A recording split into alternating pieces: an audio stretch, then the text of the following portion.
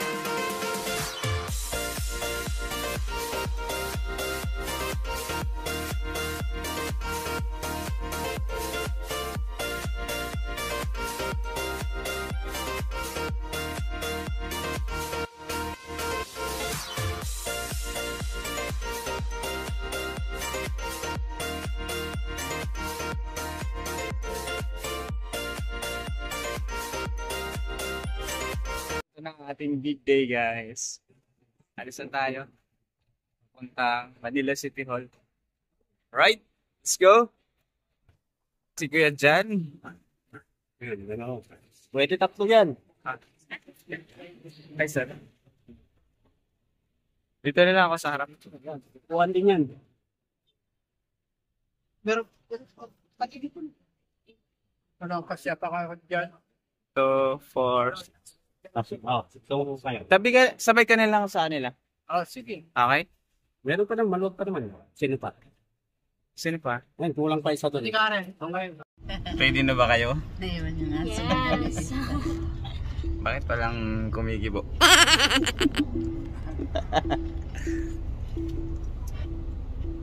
So, paalis na tayo. Ilang sandali na lang. Kompleto na kami at paalis na tayo. So, ito pala yung mga kasama ko. Introduce ko na lang sa inyo kung sino-sino siya. Ako po ngayon ang aking ina na si Marimar. Marimar. Saan si ano? Seryo. So, they traveled all the way from Davao with my first cousin Isabel Daza. Ay, pangalan. Ayan, at nasa butihing mayor ay si Uncle, yung sa side ng papa ni Flory. Ay, mama ni Flory, si Uncle Arsenio. Good naman, nandito ang ating mga groomsmen. Si Romel, si Alan, nandun si Roy, at saka si Aldren Abrenica. So, ayan, papunta na tayo ng guys, papunta na tayo ng City Hall, Manila City Hall. Kasi alas 2 po yung event, no? Alas 2 ang event na ngayon at kailangan syempre dapat advance palagi tayo. No? Nakakaya naman pag na-lead tayo. So minabuti namin na mag-travel advance or dumating doon, makarating doon ng advance. Alright. Habang sila Flory naman guys, ang ating bride ay nasa bahay pa at susunduin ni Kuya Jan mamaya kasi hindi kami magkasya. So medyo marami kami, isang batalyon. Kaya dalawang batch po kami. Right. And finally, we're here na sa Manila City Hall at nandito na rin ang ilan sa mga ninong at ninang namin. Yan, so andito na sila. Nauna na. Hindi, magkasunod lang, halos magkasunod lang kami. Yan, sila Ninang Mirna Reyes, mama ko, Ninang Lolet Ramirez, Ninong Egay Calixto. Ayan, so picture muna kami habang naghihintay, no? Kasi alas 2 pa naman at andito na rin yung bride. At maya papasok na kami. Ayan.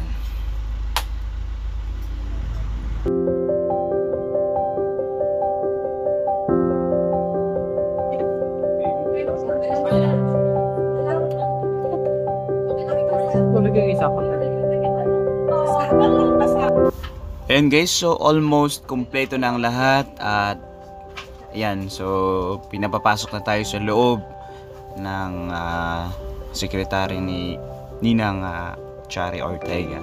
Kasi maya lang magsisimula na ang civil wedding. Ayan, so kinagather ko na sila, pinapapasok ko na sa loob at para doon na lang sa loob magmaritesan daw. Alright. Busy na. Abang sila baby, nandito lang sa labas. Ayan.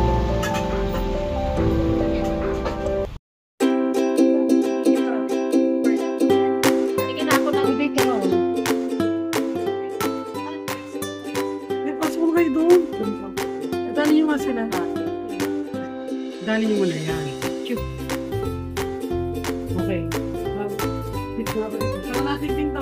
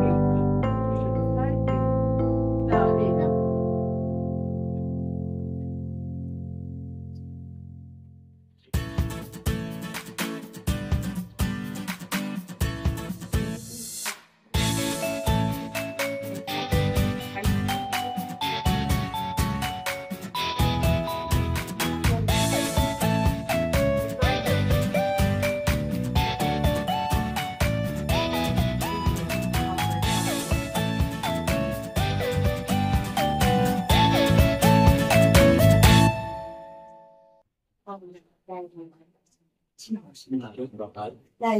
Ronald at Jane. Kayo ay kakasal at yung certificate of marriage ay balikan na lang ito after 10 days, no? Dito sa opisina dito siya yung ninang ang magtatago at pag-iingat nito si Mrs. Florentine Lobandos. Ikaw yung nahiya. Ngayon, kapag ito ay nawala, hindi kayo nasira, marami kayong kopya yan sa civil registrar, yan sa baba. At sa Philippine Statistics Authority, meron din kayong mga kopya roon. Ronald Lobandos, tama yun. At Florentine Cortez, sa ayon sa inyong kapitan mga dokumento, sinasabi niya na kayo ay matagal na nagsasama. Totoo yun. Noong pa kayo magsama bilang mag-asawa, ikaw ay binata at dalaga ka naman. Kayo ba'y sila? Alam pa ninyo ang kaestado ng anak ninyo. Ang kaestado ng anak ninyo ay illegitimate. Illegitimate sa dahilan na kayong tatay at nanay ay hindi kasal. Ngayon, kung kayo ay nagpapakasal na, magiging legitimo na yung bata. Yun ang tinatawag nating legitimate at by subsequent marriage. Okay lang yung Ronald at Florentine. Kung kayo ay nagsama bilang mag-asawa na hindi kasal, pero napag-alaman ninyo na kayo ay para sa isa hindi ka paano mga iba dyan. Ikinakasal ngayon, bukas makalawa, nag-iwalay. Sa inyong pagsasama mag-asawa, kung meron kayong problema, kaya isuliganin, huwag kayong may lumapit sa inyong Pilipino at sa inyong mga ninang dahil sila ay hindi na pangkaraniwang testigo o kaya saksi dito sa ginagawa natin. Kasal ito, sila ay tumatayong pangalawang magulang nyo. Kung meron kayong magulang sa laman, ang inyong tunay na mga magulang, meron din kayong magulang sa espiritu yung mga ninong at sa kasalan. Kaya kung anumang galang at respeto, ibinibigay ninyo doon sa inyong mga tunay na mga magulang. Ganon din ang dapat ibigay sa inyong mga ninong at ninang. Mga napaka-fine program. Florentine, mga ninong at ninang. Kung halimbawa at lumapit naman itong mga inaanak ninyo, huwag nyo naman kung sana yung pagkakaitong nararapat para sa kanila. At sa lalong ikatatagumpay ng kanilang pagsasama bilang pag-asawa, makakasa po ba po yung Ronald and Florentine, yaman nila magkagusto nyo magpakasal.